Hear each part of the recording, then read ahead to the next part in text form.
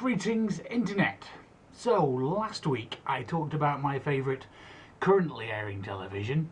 Let's continue that today and talk about my favourite TV of all time. It's actually a completely different list, although some current shows are getting close, they're not quite there yet. First one I have to mention, Buffy the Vampire Slayer.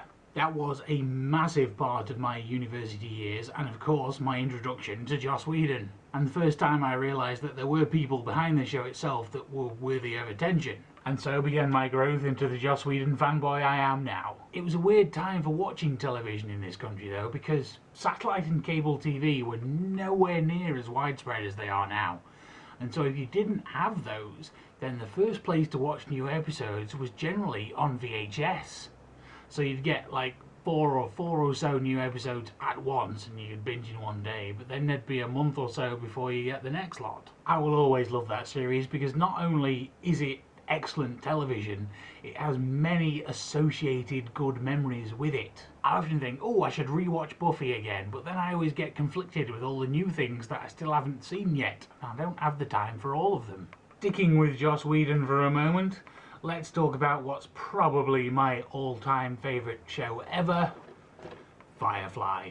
In this country at least, we were lucky enough to get all the episodes shown and in order, but of course our ratings here don't count to whether shows get renewed in the States. In an alternate universe somewhere, series 12 of Firefly could be airing, and that'd be a thing to see. Of course it does now continue on in comic form, but it's not quite the same. Then something a little bit more recent, although still 10 years since it started, the new and updated Battlestar Galactica. A great show full of drama and intrigue and space battles and a little bit of everything. But at the core, I guess the same thing all these do, is a great set of characters stuck in an interesting premise.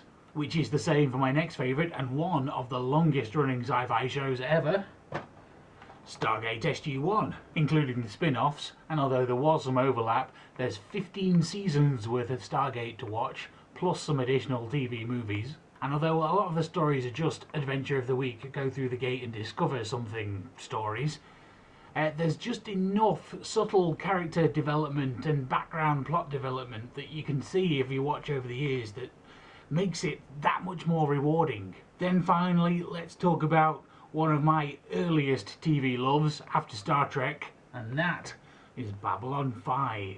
It gets off to a bit of a rocky start, but these days is looking a bit dated. But once it found its feet, it just got better and better. At least in sci-fi, it was one of the first true attempts at an actual serialized story.